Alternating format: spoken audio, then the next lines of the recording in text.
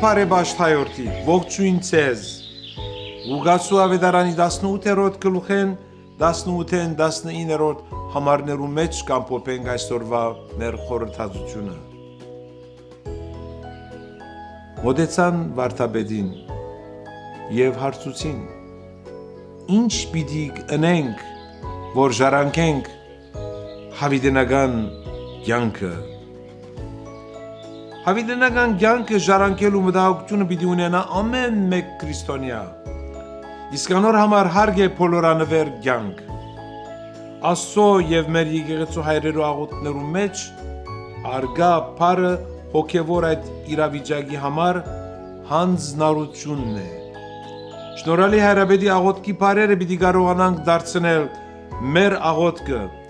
Քեզ հանձնարնեմ, զանցնիմ, դու հոգա եւ պատրաստյա ըսբեդս հոգվո եւ մարնո իմո։ Ձեր կյանքը դարձուցեք հանձնարարություններով իմաստավորված կյանքը